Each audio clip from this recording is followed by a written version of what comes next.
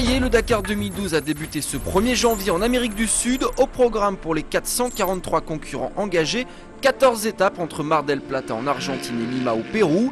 Ils vont parcourir 8300 km, dont 4200 de spéciales chronométrées.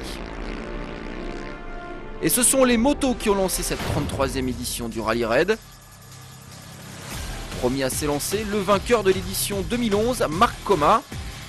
Favori à sa propre succession et visiblement très affûté au guidon de sa KTM, le Catalan débute cette première spéciale sur les chapeaux de roue, établissant rapidement un temps de référence proche de la perfection.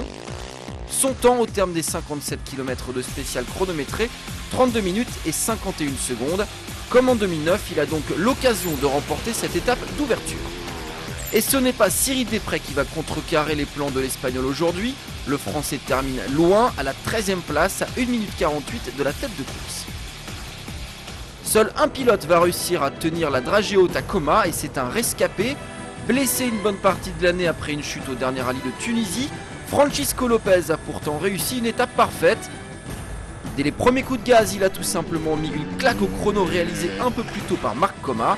À l'arrivée, le Chilien signe en 32 minutes et 37 secondes sa 6e victoire en Dakar. Derrière Chaleco, on retrouve Marc Coma à 14 secondes et l'Argentin Javier Pizzolito à 27.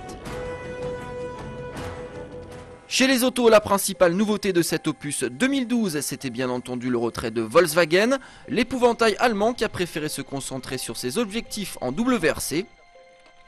Les Touaregs restés en Europe, leurs pilotes ont dû trouver de nouveaux volants. Giniel de Villiers par exemple officie désormais sur Toyota. Nasser Latia lui pilote un Hummer. Et visiblement le deux roues motrices du Qatari n'est pas encore totalement fiable. Preuve en est, victime d'ennuis mécaniques, le vainqueur de l'édition 2011 termine à 9 minutes et 50 secondes du premier. Giniel de Villiers par contre limite les dégâts.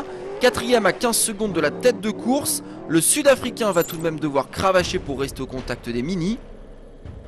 Les countryman déjà très au point. On attendait Stéphane Peterhansel et c'est en fait Leonid Novitsky qui signe en 32 minutes et 12 secondes le premier temps scratch de l'épreuve.